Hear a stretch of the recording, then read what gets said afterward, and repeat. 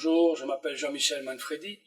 Je suis formateur à Bruxelles Formation et mon expérience professionnelle dans le métier de chauffeur d'autocar m'a mené à être formateur il y a 21 ans maintenant. Et ce métier, je l'ai d'abord commencé comme extra, comme on dit dans le domaine, c'est-à-dire que j'avais mon boulot la semaine et puis le samedi, le dimanche, mes jours de congé, j'allais bosser comme chauffeur. Là, j'ai eu l'occasion d'entrer dans le domaine à temps plein, après 2 à 3 ans d'expérience en tant qu'extra, et ce qui m'a conduit pendant une douzaine d'années donc dans ce métier à temps plein. Et comment suis-je arrivé à la formation que je ne connaissais absolument pas? Eh bien, j'ai rencontré un formateur lors d'une opération technique sur un de mes véhicules. Et c'est là que j'ai eu un premier contact avec ce métier.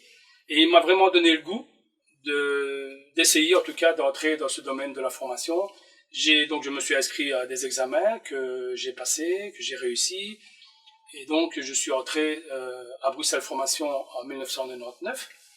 Et donc, depuis, j'ai formé fatalement pas mal de stagiaires. J'ai d'abord commencé par de la pratique.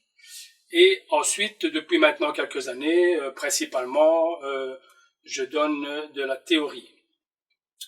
Donc, comment suis-je arrivé dans le métier de chauffeur de car? Là aussi, j'ai dû un peu faire mes preuves. C'est un domaine à l'époque, qui était assez fermé et certainement pas destiné à des jeunes chauffeurs, puisque, comme c'est bien connu des jeunes qui entrent dans le métier professionnel, quand on n'a pas d'expérience, il n'est pas facile de se faire une place.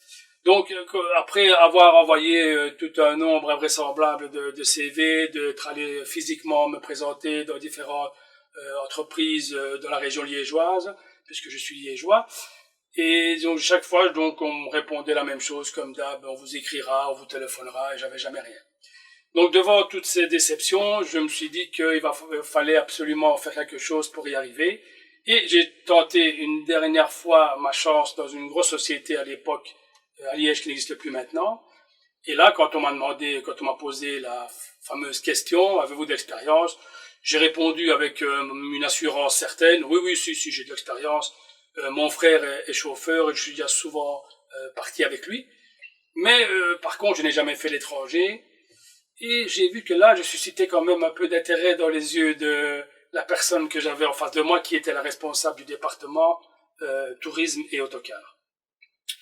Et ça a directement payé puisque quelques jours plus tard, on m'a contacté pour commencer et de me confier un autocar pour une excursion d'1 jour, une excursion scolaire. Donc je devais aller à Blockenberg et je vous assure que je savais même pas où se trouvait Blockenberg. Donc déjà là, ça a été des galères parce que j'ai vite retrouvé une vieille carte Shell, pour ne pas le citer. J'ai essayé de repérer où se trouvait Blockenberg. Enfin, j'ai trouvé Blockenberg, mais il fallait encore y aller.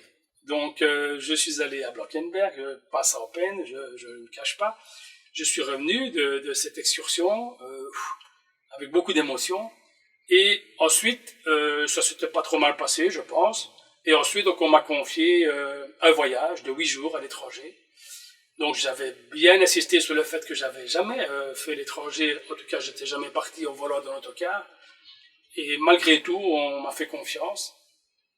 J'ai mis un pied à l'étrier et ça m'a vraiment boosté puisque suite à ça, j'ai d'autres portes qui se sont ouvertes.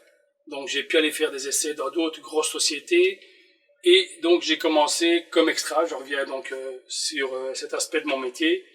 Et après quelques années, donc j'y suis entré à temps plein. Donc ma formation maintenant, pourquoi est-ce que j'ai quitté ce métier pour me diriger vers le métier de formateur? Tout d'abord parce que j'ai eu l'occasion et le plaisir de rencontrer ce formateur qui m'a vraiment donné goût à ce métier. Et à force de le pratiquer, eh bien, je me suis aperçu que c'était vraiment quelque chose qui me plaisait énormément, le contact avec ces stagiaires. C'était plus des touristes, c'était des stagiaires, mais toujours le contact toujours. Ça m'a toujours fortement plu de pouvoir communiquer. Et donc, ces stagiaires qui nous le rendent bien parfois, puisque on les forme, tout d'abord en théorie, puis en pratique. Et puis alors, quand on les croise sur la route, on voit qu'ils s'arrachent le bras pour nous faire signe, presque en guise de remerciement, puisque c'est quand même un peu grâce à nous qu'ils ont pu eux aussi rentrer dans ce métier de chauffeur. Donc le métier le rôle du stagiaire, c'est tout d'abord il faut s'inscrire à la base. Ça dure quand même pas mal de temps si on considère que depuis l'inscription jusqu'à l'obtention du permis, on compte plus ou moins une année. Donc quel est le parcours en détail? Bien, lorsque l'on s'est inscrit, fatalement il y a d'abord les premiers tests d'entrée. Il faut quand même avoir un minimum requis. Tout d'abord manipuler la langue française, c'est pas toujours le cas ici à Bruxelles, donc on peut les réorienter toujours à Bruxelles Formation, et donc là ils peuvent entrer dans ce circuit de la formation qui est parfois long pour certains, et donc en tout cas qui paraît long pour certains, et donc ensuite après quelques tests ils sont admis en formation en théorie, ce que je donne principalement pour l'instant. Au terme d'examen après cette formation en théorie, eh bien, il faut d'abord les réussir, ce qui n'est pas toujours évident pour tout le monde. Nous avons malheureusement parfois quelques échecs. Et donc là, après de nouveau un temps d'attente, on insère une liste tout simplement. Nous avons 2 véhicules comme celui-ci, qui forment en pratique en permanence avec 2 formateurs. Théoriquement, c'est 4 stagiaires par véhicule. Vu la situation actuelle, nous devons limiter donc les contacts entre stagiaires et formateurs. Donc nous avons limité aussi le nombre de stagiaires à bord du véhicule. Donc après cette formation pratique, qui dure plus ou moins calendrier 2 mois, on va dire pour arrondir, eh bien de nouveaux examens doivent être réussis. Ces examens sont de plusieurs types.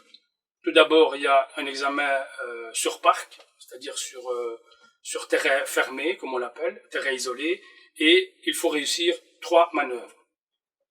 Ensuite, nous avons ce qu'on appelle, nous, l'examen de qualification initiale, c'est les connaissances du métier. Par exemple, apprendre à charger une valise dans un coffre, dans une soute.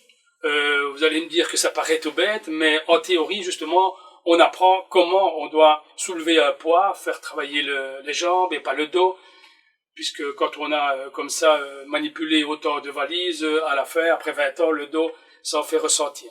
Et puis d'autres aspects du métier, comment prendre en charge un groupe scolaire, comment expliquer à des retraités qui partent en excursion ou en voyage l'utilisation de la toilette. Ça peut paraître tout bête, mais lorsqu'on roule et qu'on doit se diriger vers les toilettes, c'est pas évident de ne pas faire de dégâts. Donc voilà, toutes ces petites astuces du métier que on doit essayer de sensibiliser le stagiaire et on doit nous évaluer sur ces différents points. Ensuite, quand tout ce processus est réussi, alors là, on a accès à l'examen, ce qu'on appelle voie publique. Donc là, ils doivent rouler pendant 1h30 à l'aide d'un examinateur. Et c'est un parcours mixte, un peu d'autoroute, un peu de ville, un peu de route départementale, route secondaire. Et au terme de cette 1h30 de conduite, eh bien, on a une évaluation et là, le stagiaire a terminé tout son processus. Et donc, il peut aller chercher son permis de conduire et commencer sa carrière de chauffeur.